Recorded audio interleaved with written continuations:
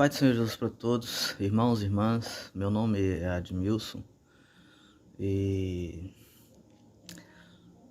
meu pedido a Deus, minha oração é que todos quantos ouvir essa mensagem, ver esses vídeos e ouvir que entendam e qual a realidade realmente e que a mente de cada um possa ser aberta para entender qual a realidade realmente e propósito de Deus através dos dons do Espírito. E se cessaram, como alguns dizem que cessaram ou não.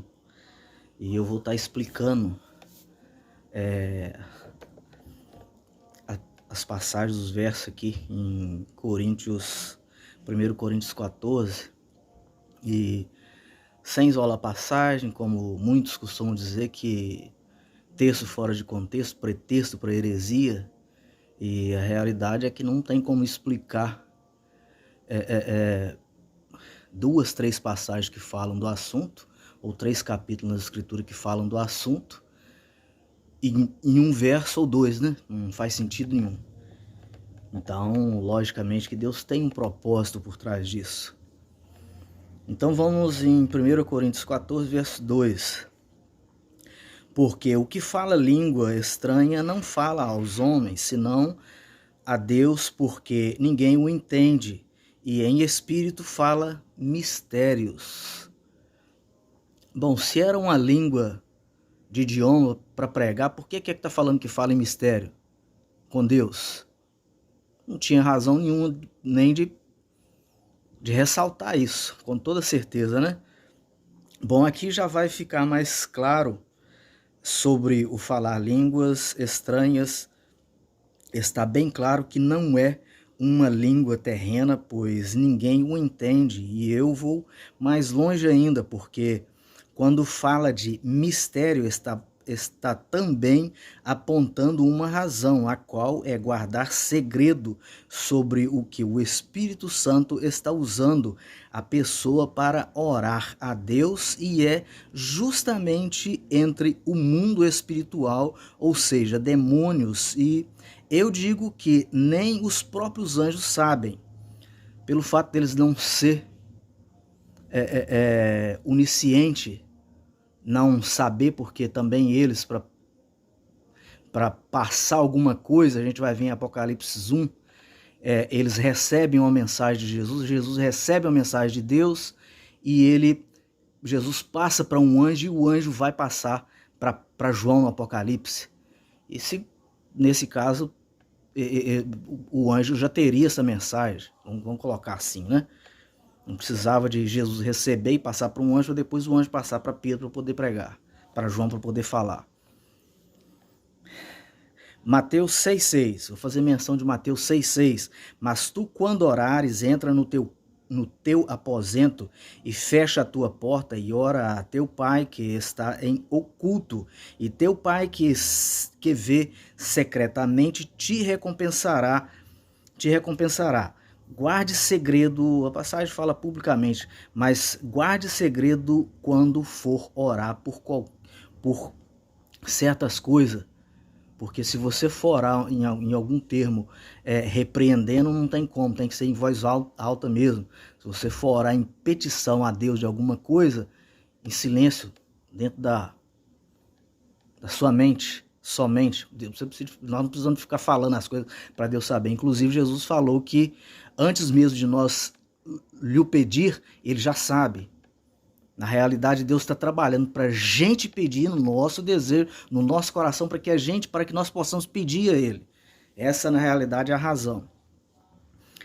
Satanás está sempre em busca de algo para te causar frustração, e uma das formas mais usadas por ele é nos colocar dúvidas, pois da dúvida vem a incredulidade. Sem fé é impossível agradar a Deus. 1 Coríntios 14, no verso 3. Mas o que profetiza fala aos homens para edificação, exortação e consolação. Alguns versos eu não farei muitos comentários, mas vou ressaltar nesses três pontos.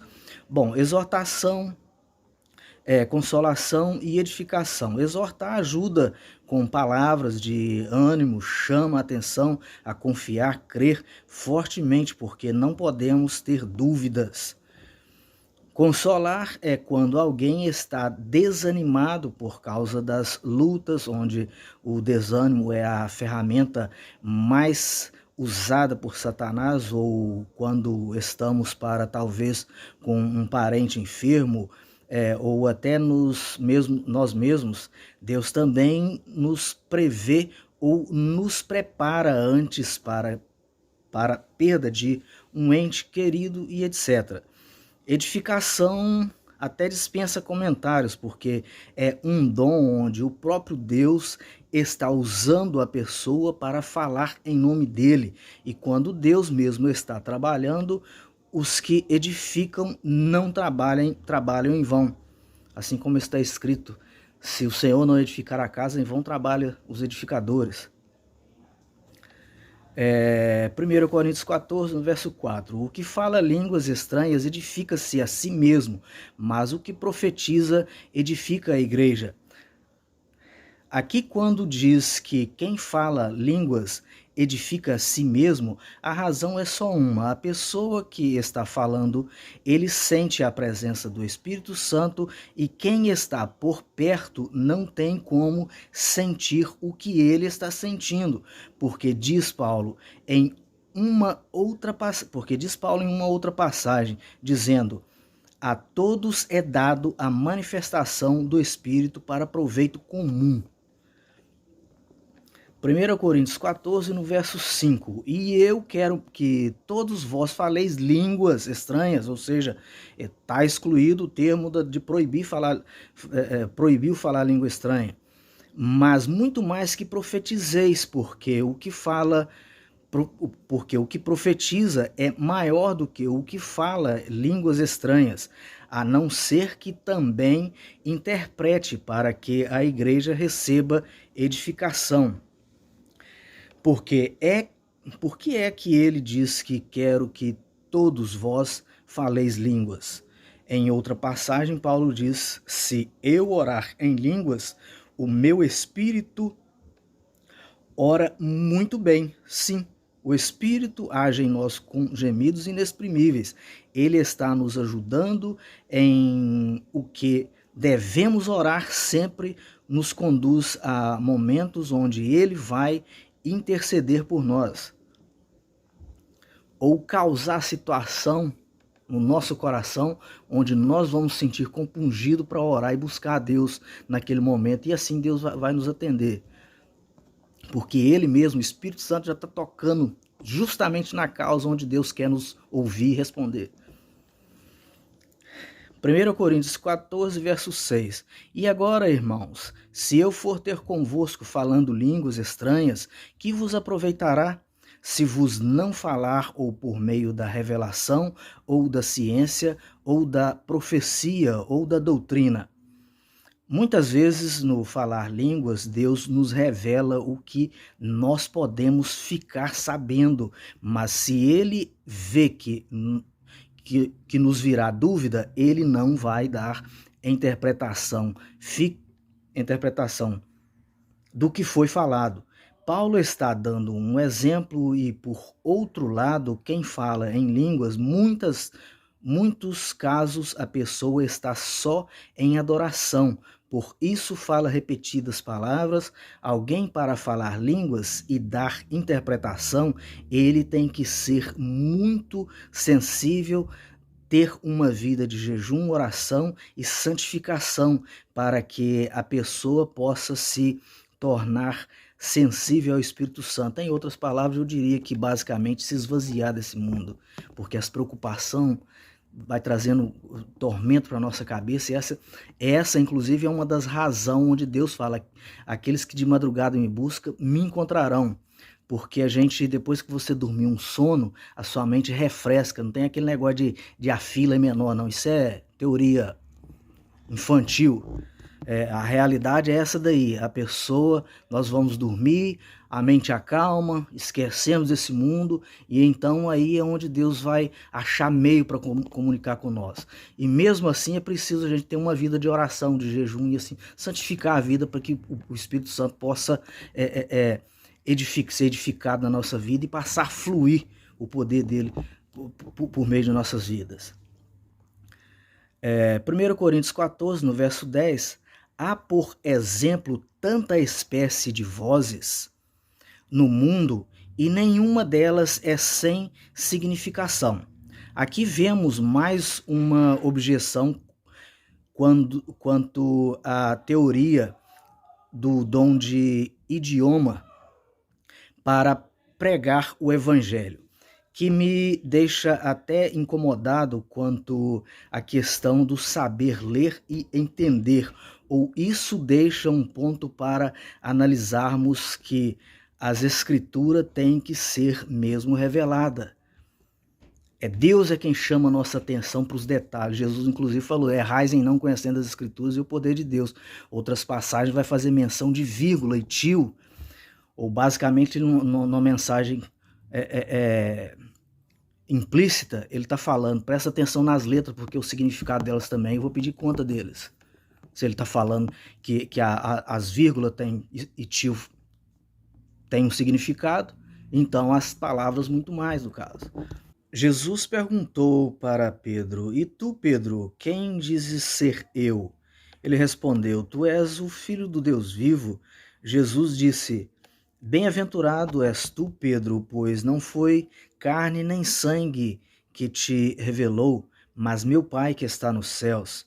Ao mesmo tempo, ele está falando que dois conhecimentos aí não vêm de Deus, revelada. Com certeza a palavra de Deus tem que ser revelada, sem dúvida nenhuma. Ou seja, um conhecimento, quando Jesus disse que não foi carne nem sangue, dois, um é sanguíneo e o outro é carnal, ou seja, não adianta você querer estudar, não adianta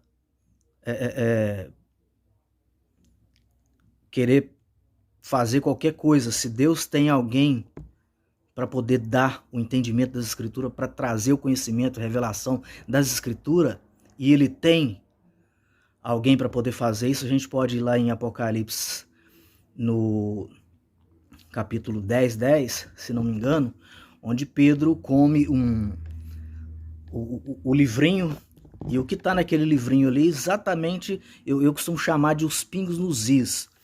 Por isso é que Pedro sentia que quando ele comia era doce, mas no ventre, depois que estava no ventre, aí chegou a hora de digerir, né? Ou de passar para frente, se tornava amargo.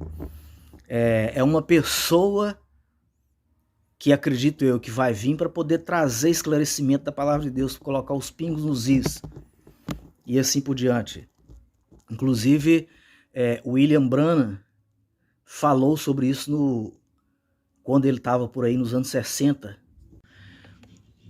Ainda no verso 10 de 1 Coríntios 14, há, por exemplo, tanta espécie de vozes no mundo e nenhuma delas é sem significado.